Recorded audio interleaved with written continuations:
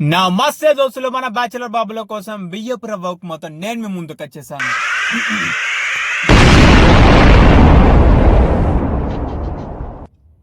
మనం దీన్ని ఈజీ వేలో ఎలా ప్రిపేర్ చేసుకోవాలి నేను మీకు చూపైపోతున్నాను. ముందుగా 2 కప్స్ రవ్వ తీసుకొని ఇంగ్రీడియంట్స్ మనం సిద్ధం చేసుకోవాలి.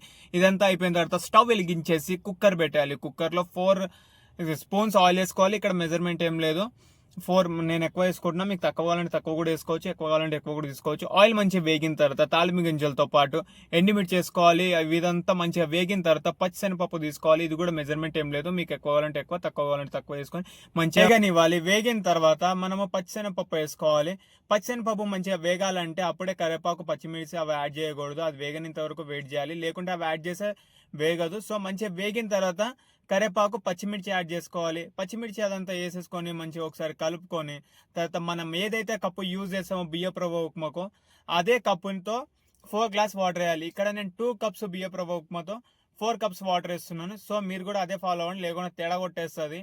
So be careful. దాని తర్వాత ఉప్పు వేసేసుకొని మనం ఏదైతే సైడ్ పెట్టుకున్నామో బియ్యపు ఉప్మా అది ఇందులో వేసేయాలి. వేసేసి ఒకసారి అలా ఇలా కలిపేయాలి. కలిపేసిన తర్వాత మూత పెట్టాలి. మూత పెట్టేసి పైన పిన్ని పెట్టేసి ఒక 3 విజిల్స్ వరకు వెయిట్ చేయాలి. వెయిట్ చేసే లోపల నేను మీకు ఒక మాట చెప్పబోతున్నాను. ఏంటంటే గణపతి పండుగ వస్తుంది కదా, సో 5 డేస్కి 5 సిరీస్ 5 వీడియోస్తో నేను ముందుకు వచ్చేస్తున్నాను.